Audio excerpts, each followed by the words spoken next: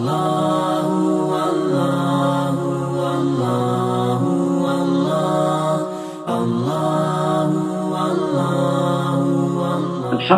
رب العالمین والصلاة والسلام علی سید الانبیاء والمرسلین وعلی آلہ واصحابہ اجمعین اما بعد. زما عزت مندو د سحر مونز اهتمام ډیر زیات پکار دی. اسې خو بحیثیت یو مسلمان چې ځان ته مسلمان وای او کلمه وای د اسلام، هغه به د هر مانځه پوره پابندي کوي او د هر مانځه اهتمام به کوي. خو ډېر د افسوس خبره ده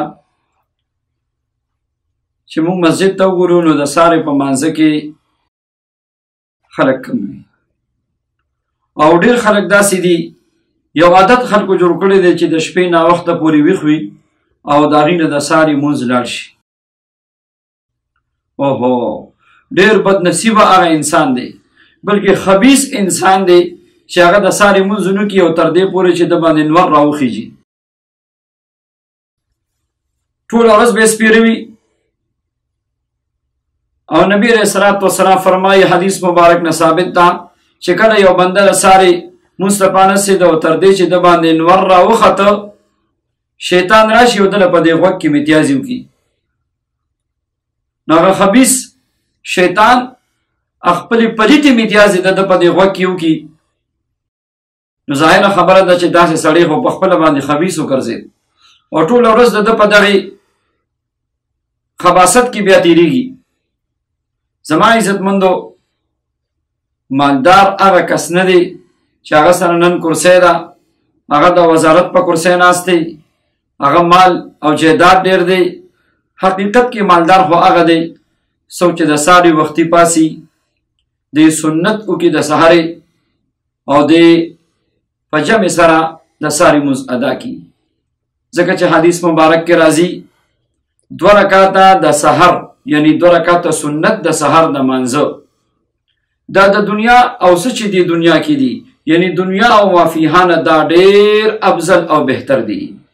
یعنی د خزانو نه او د مال نه او د دولت نه او د وزارت نه او د کرسۍ نه دا ډېر افضل دي چې الله یو بنده ته توفیق ورکړي او دې د سارې 2 رکعاته سنت وکړي او بیا دې د سارې فرض په جمع سره ادا کړي. د دې وجې نه زما عزتمندو، په خپلو کشرانو باندې نظر وساتئ.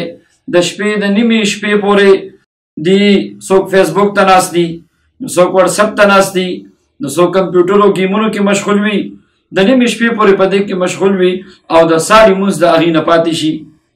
او کشران څه کوي، د مشرانو نه د سارې مونځ لاړ شي او نور راختلي وي چې پاسي.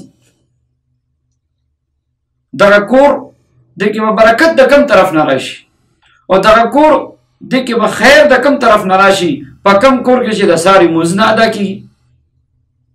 دغه کس د ده په لاس کې به برکت د کوم طرف نه راشي چې څوک د سارې مونځ نه ادا کوي.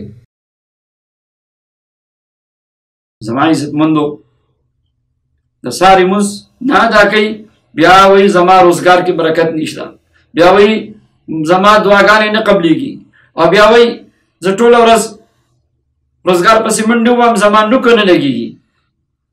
نو ته د سارې پاسه په وخت باندې د سارې سنت ادا کا، د سارې مونځ په جمع سره ادا کا. ستا ټوله ورځ ابتدا د ورځې چې وشوه دا د الله د ذکر نه وشوه او ستا د ورځې شروع دا د الله د یاد نه وشوه. نو حقیقت کې خوش قسمته بنده هغه دی چې الله جل شانه چاله دا توفیق ورکړي چې د اهتمام د ټولو مونځونو کوي او خصوصا د سارې د مونځ په خپلو کورونو کې د دې خبرې ډېر اهتمام وکړي چې د سارې مونځ په کور کې د چا نه پاتې نشي. الله جل شانه دې مونږ او تاسو له زمونږ اولاد له الله پاک د نیکو عمر توفیق راکړي. آمین یا رب العالمین.